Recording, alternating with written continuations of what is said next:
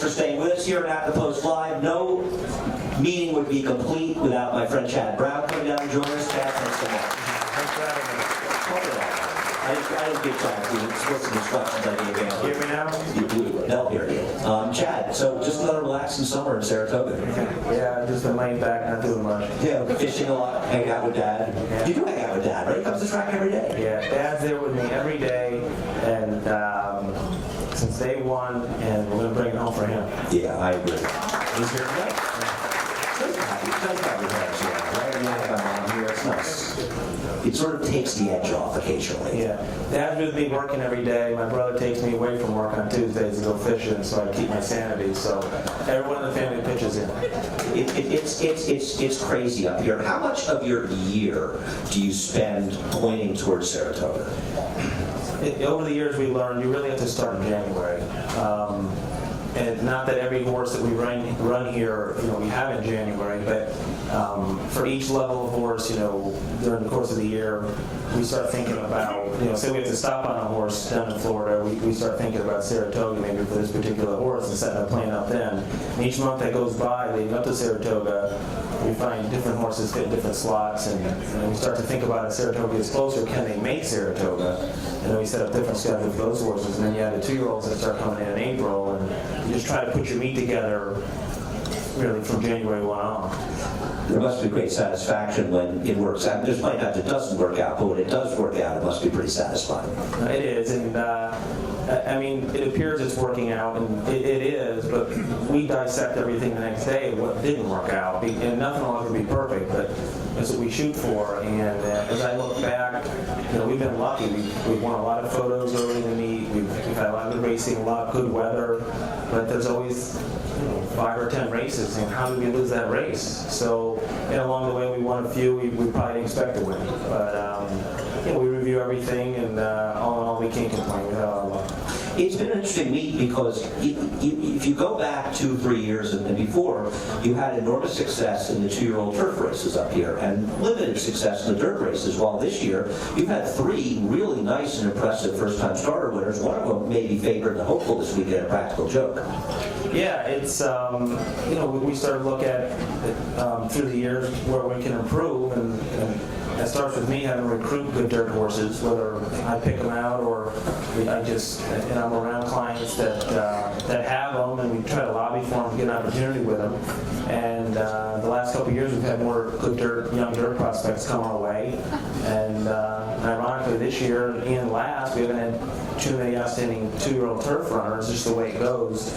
But we're happy to have both, and I think my staff has showed, if given the opportunity, we can excel with either. And it's clearly true. I mean, both the 2 horses, the other one besides Practical Joke, whose name I'm always forgetting, I wrote it down, a favorable outcome, he could point for the Champagne next as well. He was very impressive. Yeah, he was, and both horses were training very well, and favorable outcome got started a little later, and he ran a little faster than Practical Joke, so we'll give him a little bit more time in point for the Champagne. And Bobby had Fleet, the horse named for Bobby Frankel. He didn't seem to like the mud. He wasn't being Syndergaard, but he didn't seem to like the mud. No, and Syndergaard ran very well. I mean, it took us out of our game a little bit having to sprint. And I've always thought he's a route horse. He was just good enough to win first time out sprinting, but unfortunately he came out of that race with a small chip in his ankle. We had to put him on the sidelines, and it's a risky run on the sealed track, running that fast for that horse. But he'll be fine. Prognosis is okay, and I'll pick him up when I go to Florida. And over the weekend, I mean, obviously, you look at Travers Day, and how much in the big days, Stakes Day when you had a giant day, Travers Day, obviously the big one with Flintshire, Economic Model running second, the King's Bishop. How much the Breeders' Cup? How much of your year do you focus on days like that? We focus a lot on it, and it works for us. It seems like that's the way racing's going. They're trying to put a lot of races on make big days, big cards, and as soon as that schedule comes out, we work backwards from that, and luckily we have the type of horses that can get to those races, and this year we've had a lot of luck in the big days. And I mean, Saturday, obviously, they had the win with Flintshire, and you get a horse like Flintshire, and you've said it so many times on TV, I mean, you must almost sometimes feel guilty. I mean, this is a horse that Andre Fabre, who may be the greatest trainer in the world, trained, and you get credit for it, and you must sometimes feel like you don't deserve any, and you're sort of stealing. Yeah. Well, I I feel like I'd like to give the horse the credit and the previous connections the credit, because it's a 6-year-old horse that came to us, and they managed him well. And I've been doing this long enough to know that when you have horses turn 6, if you don't take care of them along the way, I mean, there's not going to be a lot of high-quality racing left in them. So for them to send the horse over in this condition, where he's still on top of his game, they did a really good job. But I have to credit my staff as well too, because everyone wants those big horses in their barn, but once you get them, there's a lot of pressure. You're expected to win with them, and the horse is very talented, and he is easy to train, to be honest with you. But these horses run fast. And those fast horses are the ones that get hurt the easiest. Yeah, and I mean, he's funny because he had a lot of seconds, and people would say, well, maybe his horse doesn't like to win, or maybe he's running against better horses. He was running against better horses. And another thing about that horse that's interesting is over there, it was said that his Achilles heel was really that he was a bit of a hanger, and he might have had a bit of a grind to him because he finished second a lot. He wouldn't go by horses. And over here, you see, and everyone talks about this electric turn of foot he has. So it goes to show you the different style of racing, in each country. His turn of foot's a little better when Trev isn't in front of him. Yeah, exactly. That plays a big role in it, the pace. So you had Travers Day, and you ran some horses in the Travers, and I'm sure from your perspective you were disappointed. You finished 4, 6, and 8. It's not like you did that badly. I mean, you ran 3 horses. The horse that won, nobody was beating him. And then, as soon as it's over, you're going to saddle Lady Eli, coming back after over a year and almost dying. I mean, it must have been very tough, right? When we saw the lineup that day where they put the race, I was disappointed. But it's, it is what it is. It didn't change how she would have run. I knew it was going to be, tough getting by the Travers and still have to go saddle her. But she ran really well. She ran great. I mean, talk about what it was just. There's times in life, obviously our entire lives have been winning. But it feels to me like that race, as much as you wanted her to win, winning was secondary to getting her back to the races. Yeah, the fact that she's undefeated going into that race added a little bit more pressure because, we want to make sure she was 100% before we could get her back, or even try to run her. And then she's undefeated. And we went through this before with Austin Feather, a horse I had. It was a Breeders' Cup winner, and transferred to us and had a tendon injury. And, you don't really want to try to keep the record intact, but also get them back to the races. And that first race off the layup was the most vulnerable. But when they're ready to run, you just have to lead them over there. And I thought she ran a really good race. They ran fast. I thought the winner of the race was impressive as well. That filly's done really well. Good horse. She's a good horse. Mark Hennig took her over, and they deserve a lot of credit. And it was a fast race, and hopefully these horses all get back together and flow. Yeah, I mean, there were good horses in there. Saterio Italia was in there, as well as Grand Motion's horse was good. And Lady Eli, I mean, just to come back, last year, I mean, did you think when we were here in Saratoga that she'd ever race again? I got to tell you, there was multiple times along the way where I felt she probably wouldn't run again. And but this horse has such strong will to just overcome everything, and she's extremely talented and just has that personality. She's so tough. You just stay out of her way. And I'd say the last 3 months or so, we just pointed her in a direction and stayed out of her way, and she brought herself here. As I recall, she almost killed the blacksmith the first time you tried to shoot her, right? I'll tell you, when we got this horse out of a 2-year-old sale, the first 3 times we tried to put shoes on her, my vets came with me and they had to give her value. We don't even carry her. We had to go get this because it would take 2 days to shoe her. We have to put two shoes on one day and 2 the next, and she's just so tough, everyone's afraid of her. But over time, along with that toughness, you start to see how intelligent she is. And when she knew that we were no threat to her, she let us in. Well, she's been remarkable. I look forward to seeing her at Belmont. Well, I want to talk to you about the 2-year-olds. When you said how you get your 2-year-olds in April, do you spend time at the farms and inspecting them, seeing them even before that and earlier in the year? That's a good question. A little bit of both.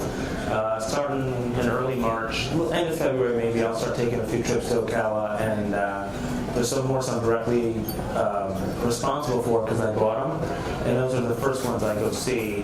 And then there's other groups of horses that clients just acquire their own way, whether they breed them or buy them or have agents or racing managers. And if they invite me to go see them, I will, and try to look them over. And then oftentimes sometimes they may just send you whatever they think fits, and sometimes they'll ask you your opinion, and if you've obviously seen them, that gives you a little bit of an edge, and you might be able to lobby for a special horse or two. And you basically, most of them come into you and they come to Saratoga right away. Yeah, all of them just come to Saratoga, and I'm not one to really rush them along. I just try to aim for the meet first, and if they make it, great. If not, I run them in the fall. And I'm looking for horses in the long run.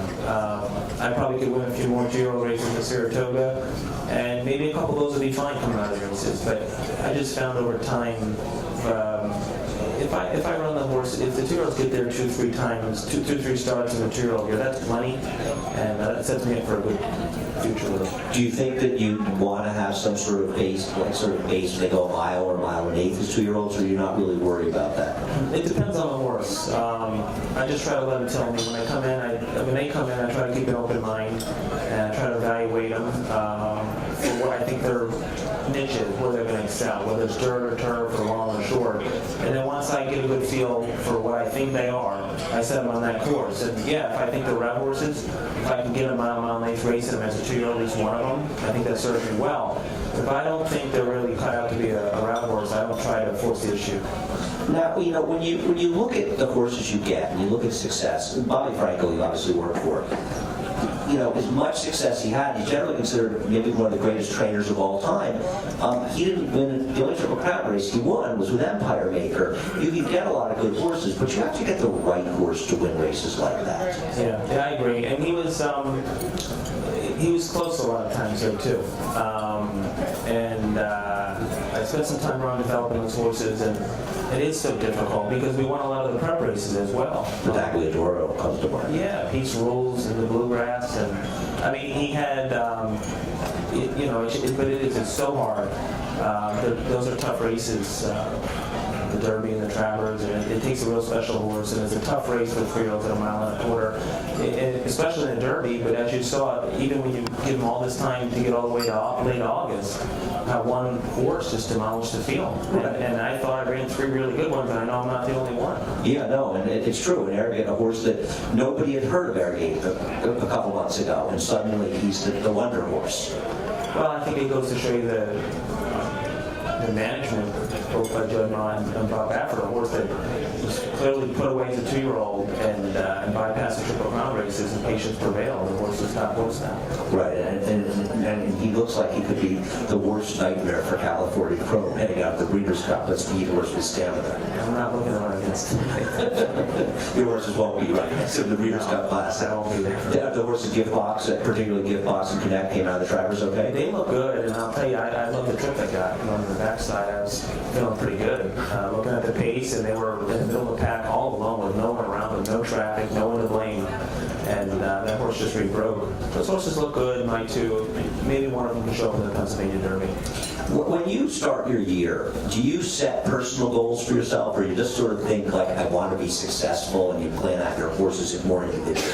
The one goal we try to set is, me and my team, is we always try to do better than the previous year.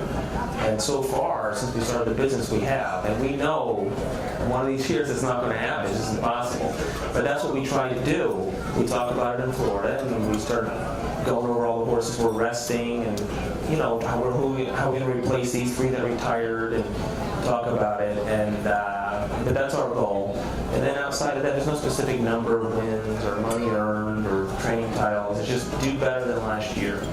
And like I said, we have so far, and luckily we have loyal clients and good horses, and to work with it makes it a lot easier.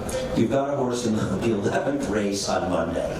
So I figure when the 11th race on Monday is over, then you'll be able to look back and go, it went pretty well this summer, right? I know you. Until then, you will not be happy.